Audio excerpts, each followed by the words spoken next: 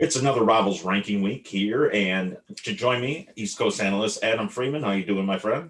I'm good, Josh. Thanks for having me on here again. Love talking rankings with you. This one being a really important one for the 21 class. Yeah, I'm rocking my old school flat bill Rivals visor. Hey, But cooking up that COVID haircut, huh? exactly, it's a long line to get into my barber shop these days. Yeah.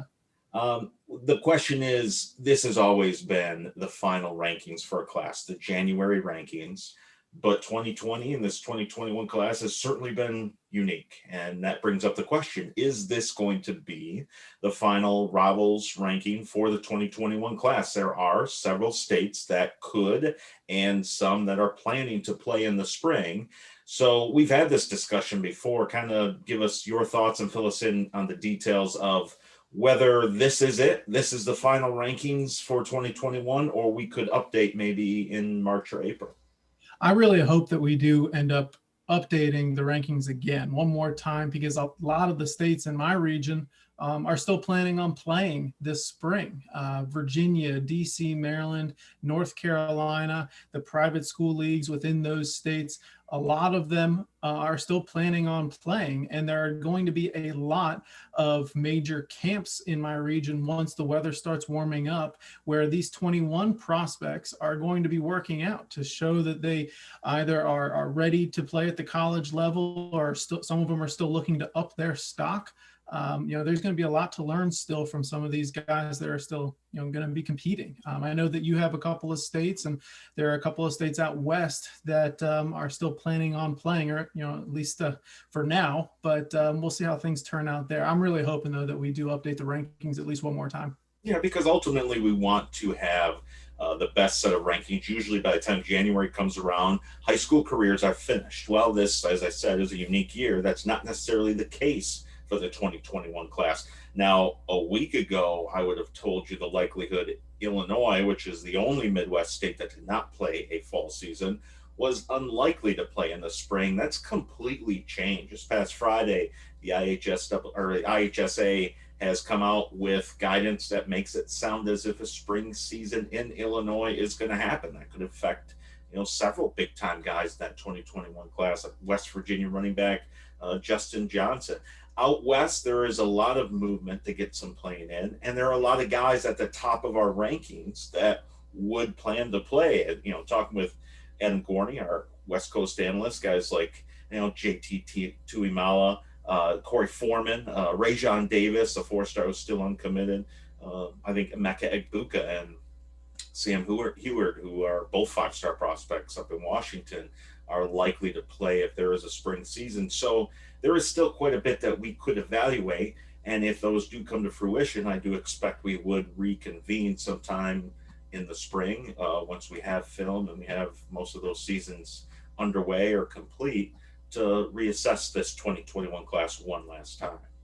Yeah, I was really hoping that we'd be able to see them again. I know on this last rankings call, there was some heated discussion, me on one side and a couple other analysts on the other, about what to do about some of these kids that we haven't seen for a while that we know are underranked. And it's just more of a gut feeling at this point, why we think they're underrated and why we should change them. And this being such an unusual year, like you've said, I think it involves us taking some unusual actions. So I think another rankings update is in the future. As it stands right now, if it were to end right now, Maason Smith, the LSU defensive tackle commit, would be our signee because he signed here last month. Did actually make his decision right on the signing day in December. He would be the number one overall ranked player in the class. I know I talked with Julie Bodwin, who's over at our LSU site, spent a lot of time around Maason Smith, and certainly from a, his floor is as high as we're going to get in this class. You kind of have a sense of what Maason Smith is going to be. He's a hard worker. He's a smart kid. He's not a real boom or bust type, but how big is that boom? Is he as high talent-wise, potential-wise, ceiling-wise as some of the guys we've had at number one in the past? I don't know. I mean, and not having a chance to evaluate these top guys at the Under Armour All-American game, at the All-American Bowl in San Antonio, has certainly, created a lot of questions that we normally don't have at this time, or at least hasn't answered as many questions as we usually get answered at this time of the process. Are you comfortable, Adam, with Maason Smith number one, or does it make you a little nervous that we just haven't had the evaluation opportunities we normally would? Yeah, I am comfortable with Maason Smith, but I do have a couple other players that I thought could really be in contention for that number one spot. Maason, like you said, is the safest choice in this class. We've seen him a lot, not me or you specifically, but Rivals has seen him a lot. Sam Spiegelman down in New Orleans, our LSU side has seen him a lot. A few of our other analysts have seen him a few times as well. And a big pass rushing defensive tackle that can stuff the running plays. I really like what he's able to do on that defensive line. JC Latham, I know he's originally one of your guys. Love what his potential, his ceiling. But that floor, like you said with Maason, may not be as high. He's still got a lot to learn at the position, but he's so physically gifted that it's hard to overlook him. And you really can at number two. I mean, he's right there. We've rated him, I think, pretty correctly. I think Corey Foreman, who we all really do love as a prospect. I think there's some really great things in store for him at USC. And then Amarius Mims, and then a unanimous number one quarterback in this class, Caleb Williams. It's hard to vote against any of these guys for number one, but I think Maason is probably the safest choice. Yeah, you talk about J.C. Latham, currently number two in the Rivals 100. He was a defensive end when he left Wisconsin 2 years ago. It was actually 2 years ago this month to move down to IMG Academy. And I spoke with his offensive line coach at IMG Academy here on my podcast a week or two ago, George Hegeman. And George said, yes, when he came to IMG, he was a defensive end. But as soon as I laid eyes on that kid, I knew he was a first round offensive tackle prospect. The potential is there. I think Amarius Mims has always been a guy I've been hugely impressed with since seeing him at the Rivals 100 5-star challenge in Atlanta a year and a half ago. He was a guy that gets a lot of pub for number one. But then you talk about this deep quarterback group. Caleb Williams, number one quarterback in this class, but there is a whole lineup of other quarterbacks, top quarterbacks right behind him. When you look at the quarterback position being the most important on the field, will we regret not making a quarterback number one in this 2021 class? Yeah, that's been an argument that I've had with at least Mike Farrell a couple of times, with how special this quarterback class is. How do you not make one of them the number one overall prospect? A quarterback has been at the top of the rankings more than any other position, I think. And Caleb is a really special player. He's not Trevor Lawrence, so he may not be Justin Fields, but he's a very, very good player. And there are a lot of them. Like you said, Brock Vandegrift, Ty Thompson, Sam Heward. The list goes on. I'm a little biased. Caleb's from my region. He's, been a guy who I've covered for 4 years, very close with him and his people. But I love what he's able to do on the field. And in that Oklahoma offense, him and Lincoln Riley are going to do some pretty impressive things. Spencer Rattler really came on at the end of last year. And if he didn't, I'd be talking a little bit louder about how Caleb Williams could press for playing time as a freshman. But I think Caleb is definitely that number one guy. I like Ty Thompson maybe a little bit better than Vandegrift, at least his ceiling, because of how much he can do with his legs and how dynamic a player he is. Brock is a little more polished, I think, and just seems a little bit more comfortable in the pocket and delivering the ball. Could be a really special player for Georgia.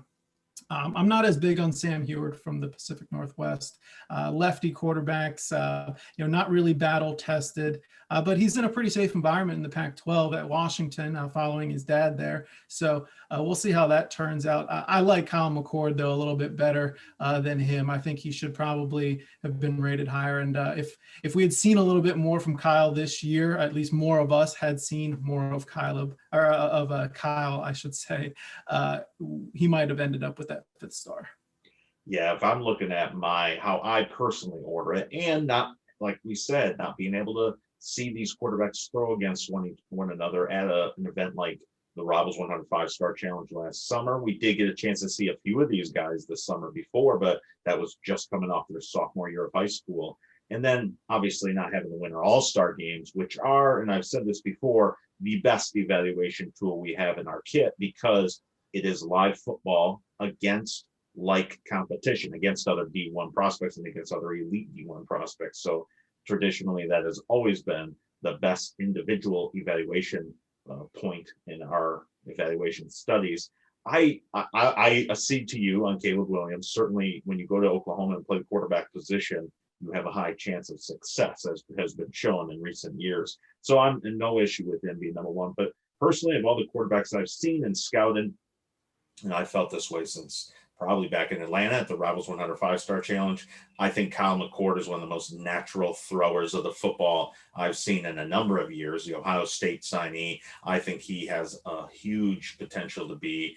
Obviously, you look at the quarterback position. Ohio State hasn't been too shabby either. So I like his potential there. But that being said, I think another guy that I would put in that category, one of the best natural throwers of the football, was Hunter Johnson, who transferred out of Clemson, ended up at Northwestern, and did not fare well in his college career. So you have to be better than that. When you talk about full tangible, full tools, again, Sam Heward, I like a lot because I think he does manage the game well. He's very similar to a Tua Tagovailoa, a Mac Jones, down there at Alabama. And if he gets in a situation for Jimmy Lake in Washington where he is a game manager, I think he can take that offense very far. Brock Vandagriff, I think, is probably the most most all-around guy. We talk about ceilings and floors. I like his floor. I think he has the highest floor of any guy here. You know what he's going to be, but again, does he have that ceiling? Is he a potential number one overall draft pick one day? Possibly because of the value of the position, although I don't know his ceiling is as high as some other guys, including who I would put in there ahead of some guys. I've not seen Ty Thompson in person, but he's a guy that on film just doesn't pop for me yet. Maybe would be if I saw him in person. JJ McCarthy, unsurprising. I've been on his bandwagon for a long time. One of the strongest arms, throws one of he is able to throw guys open, unlike many other quarterbacks I've covered in nearly 20 years of doing this. And he wants to win. His gamer mentality, his desire to win is extremely high. And my only concern is, will he try to do too much? Obviously, you look at a guy like Shea Patterson, I think had very much similar type of that mentality, and he did not fare well at Michigan. JJ, though, I don't knock him for that. Obviously, I want a winner at the quarterback position. He's a guy who hates to lose, so I do see that as a positive.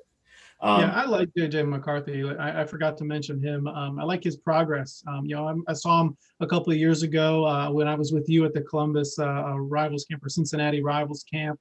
Very skinny, a lot of question marks out of him coming off of that camp performance. And then, seeing him over the years, we saw him in Atlanta at the 5-Star Challenge. Then we saw him again this year on film.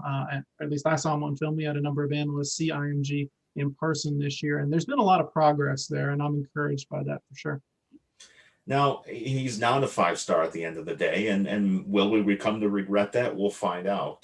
There's some other guys, though, that are just missed out. I know we had a feature talking about that this week on Rivals with several prospects out there.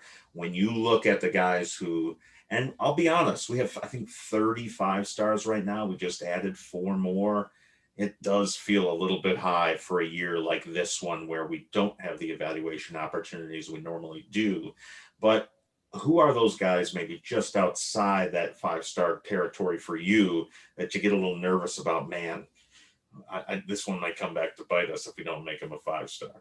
Yeah. To your point first, that did cross my mind about how we have 35 stars in a year where we haven't had as many points of evaluation as we usually do. But thinking back to early on in this 21 recruiting process, we always thought this was a very, very talented year. We thought this could be a year where we have a lot of big time players. And so 30 might be too few for this cycle. And one of those guys that I think could have been a 5-star with a few more eyes on him this senior year and in the All-Star games was Kyle McCord. We mentioned him already, a Ohio State signee, really came a long way during the season, or from his junior season to his senior season. He got a lot stronger. He came back from a small, not lingering knee issue at the end of his junior year. Wasn't awesome at the Future 50 event in Orlando earlier in January of 2020. But he showed a lot this season. really drove the ball downfield well. I love the way he throws down the seams, does a good job escaping pressure. He's a lot more mobile than people give him credit for. I know that sounds a little cliche at this point, but I'm a big fan of Kyle McCord for sure. And just two other guys real quick that I thought should have been 5 stars. JoJo Earl. We've seen what guys like him can do in the game right now. Not a huge receiver, but extremely fast, really shifty. He's going into a perfect situation at Alabama. They've used guys like him really well in the past, and I think he's going to be a star. And then the other one, Jason Marshall, a cornerback out of Florida, going to be a big-time player for the Gators. I just have a lot of confidence in him after watching his film and checking in with some people. I like what he's able to do. When I think about guys that we might have missed on with the 5-star designation, I get a little nervous about players that are going to teams and positions that have had success in the past. Obviously, we rate irrespective of where a kid's going, because shoot, we could rate him today and he flips to another school tomorrow, and then we have him rated for a school and a position and an offense that he's never going to play in. Of course, he may never play in it because the offensive coordinator gets fired in 2 weeks after signing day anyway. So it's hard to. We can't really rate according to a system that they're going into or system fit. But I think when you look at the wide receiver position at Alabama, obviously with Devontae Smith being the first wide receiver to win a Heisman in 30 years, Ja'Cory Brooks just missed out on 5-star status, the IMG wide receiver who had an outstanding season this past year. He's one that makes me nervous. And then Ja'Kalen Johnson's a guy out of St. Louis, big, tall cornerback, learned the game, cut his teeth, going head to head with another former 5-star wide receiver, Jordan Johnson, who's now at Notre Dame.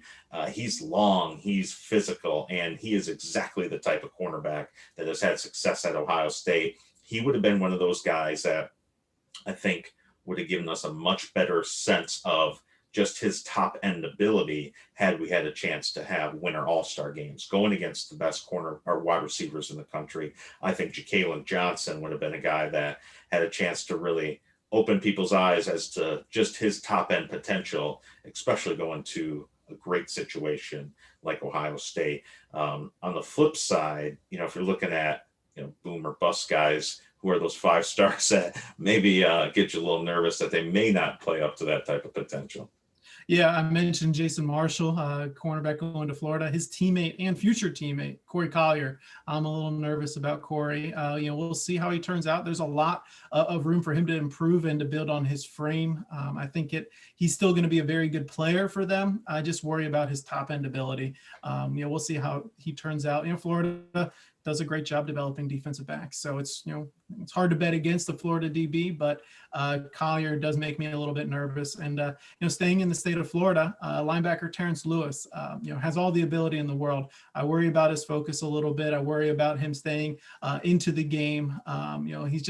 He's a guy who comes with a lot of question marks. And then 2 more for you real quick out in the Pacific Northwest, JT Tuilamau. I don't know if I'm saying that right, but he just we haven't seen a whole lot out of him. It's hard to make heads or tails of what he's going to be able to do at the college level. Does he see himself as, this weird offensive playmaker at tight end? We've seen him do that in 7-on-7s, but he's too big a guy to do that, I think, at the college level. And, does he really want to buy into being a defensive lineman at the college level? We'll see how that turns out. And then Sam Hewitt, I touched on that a little bit earlier. Still think he's a very good player. Just a little worried about that top end ability. Competition in the Pac-12 isn't what it is in other conferences. So he might put up some video game numbers like we've seen him do at the high school level, but we'll see how that turns out.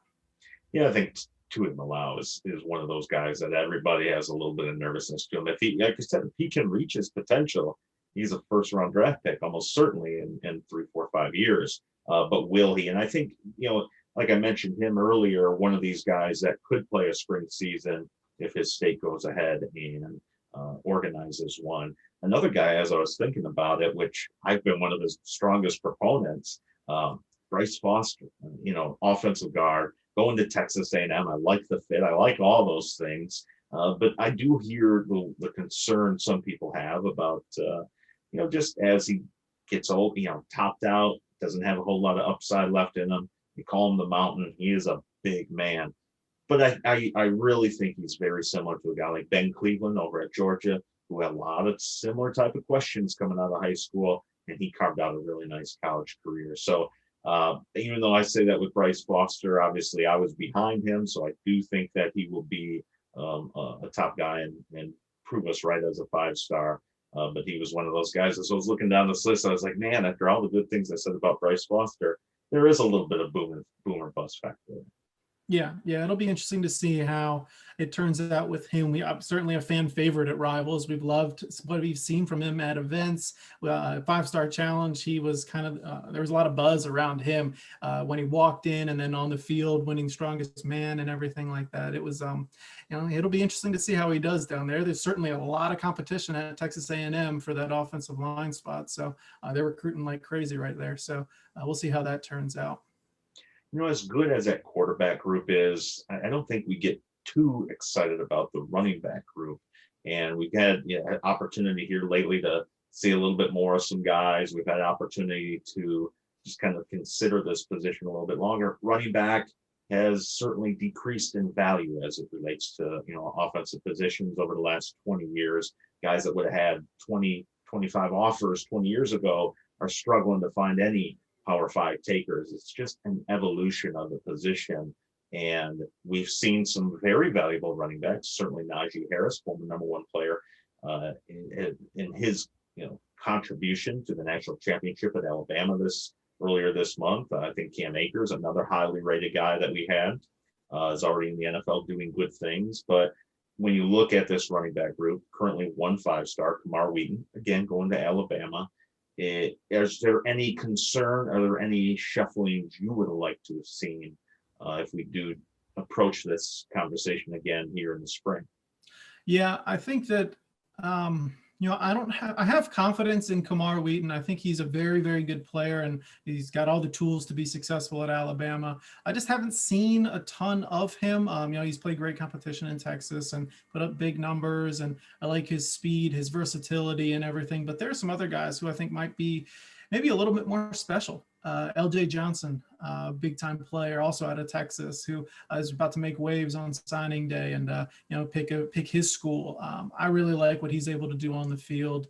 He's certainly a coveted prospect, but Donovan Edwards really kind of surprised me, I think, with how much how different he seemed from his junior year to his senior year, at least on the field. I hadn't seen that kind of explosiveness from him that I saw in his state championship game. I mean, he was averaging 18 yards a carry or something like that at the end of the game, and just kind of shot out of a cannon, and a big guy too, well over 200 pounds. Not a small back. I think he's over 6 foot, maybe 6'1", something like that. I love what he's able to do with the ball in his hands, and I hope that he's given the opportunity to shine early in his career, because I think he could prove us wrong a little bit with these rankings. In terms of the all-purpose backs, I've been a big Will Shipley fan for a long time, and I don't think he necessarily gets a fair shake from some people, but he can do it all on the field, and he's really gotten bigger and should be able to hold up to the pounding that he'd get running between the tackles. Clemson does a great job using their running backs in a way to give them the ball in space. And he really excels at that. So we'll see how things turn out. It's a very interesting running back group, and I'm not sure any of them are 5-stars. A measure of a 5-star is a guy who goes in the first round. We haven't seen many of them go in the first round in recent years. Yeah, when you talk about a guy like Donovan Edwards, I've gotten a chance to see him for a long time. I really had a lot of respect for him. I was at the game his sophomore year when he broke his leg, kind of lower leg, upper ankle area. And watching that kid, just too proud to lay on the field and wait for the trainers and try to walk off the field with a broken leg, that convinced me of his toughness right there. Always been that kind of a runner, can do all the things you want. They split him out often. They put him in Wildcat. He can do all the things you need at the running back position. The concern, and again, we don't rate according to offensive fit or school or things like that, but when you look at the running back position at Michigan, guys like Justice Hayes and Derek Green and Amari Samuels and Kareem Walker, Michigan has not been able to, deliver the running back position with these top guys. I mean, those are all 4 and 5-star guys, and those guys have all underachieved according to their ratings. Look at Zach Charbonnet, who came in as a freshman, led the team in carries, and then last year was fourth on the team in carries, and had 19 carries, I think, in 5 games.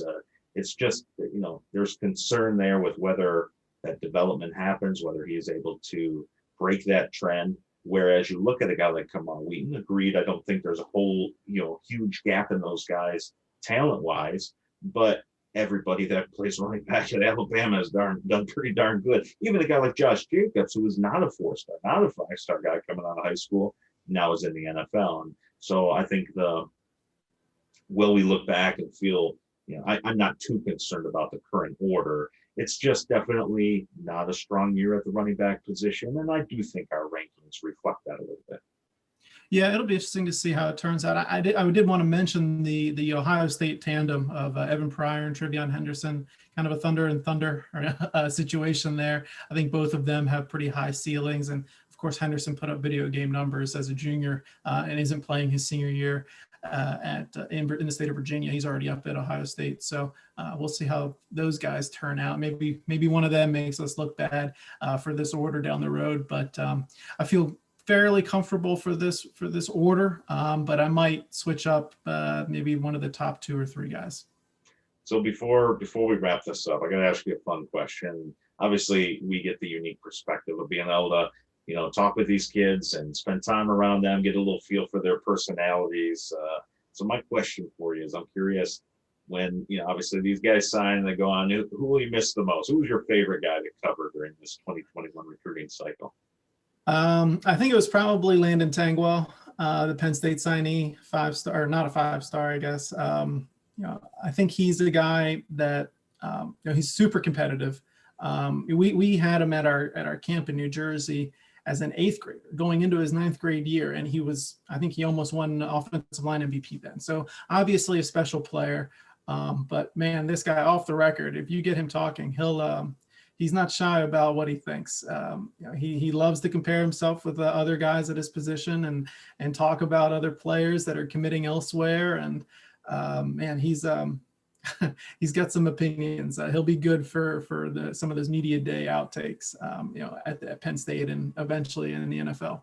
Yeah, there's always, and we didn't have that chance this year to kind of get more, a national perspective on guys. I remember the first Army Bowl, well, it was the Army Bowl then, All-American Bowl I covered. I spent time with Adrian Peterson, so that tells you how old I am. But, just getting a chance, I think back and reflect on those interactions with Adrian Peterson, what a down-to-earth kid he was, even though at that time he was a national household name, national player of the year. And so now seeing him still in the NFL, running around out there, just have that kind of perspective on him. There's a lot of guys this year that I just think quality kids, just really enjoy talking. I wouldn't even be able to list all of them. I think Blake Fisher, JJ McCarthy, Raheem Anderson, TJ Bowlers, there are a lot of good guys. Rayshawn Benny, Byron Threats, what he overcame in his life to be able to come back and be one of the most dynamic playmakers in the state of Ohio for 2021. But I think overall, the guy that I was just most impressed with talking to him is Anthony Tyus III. Running back, made him a 4-star late in the process, going to Northwestern. This is the kind of guy you hope shows up at your doorstep to date your daughter. He's just all around. I mean, when you look at him, he looks like he's already an NFL running back, physically impressive. But when you talk to him, one of the smartest, most mature, poised kids I've ever come across doing this. And I think he's going to fit that Northwestern culture extremely well. And then probably go on and be, president of the United States someday. He's that kind of a kid. So there's some interesting, definitely guys that I will follow throughout their careers going forward. Yeah, people always ask me what team do I root for and everything like that. And I always tell them, I don't root for teams anymore after seeing how everything works. I root for players and players I like. And there's certainly a number of players in this class that I really like and will be rooting for at the next level. Well, that's about it for today, Adam. When you're not here, where else can people find you besides obviously rivals.com?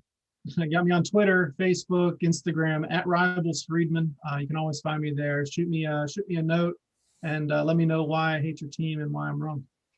And you can find me at Josh Helmholdt and always on Rivals.com. Read more of Rivals.com this week as we break down the entire update for the 2021 recruiting class. And then going into next week when the opening of the late signing period. Until next time, appreciate it, and we'll talk to you then.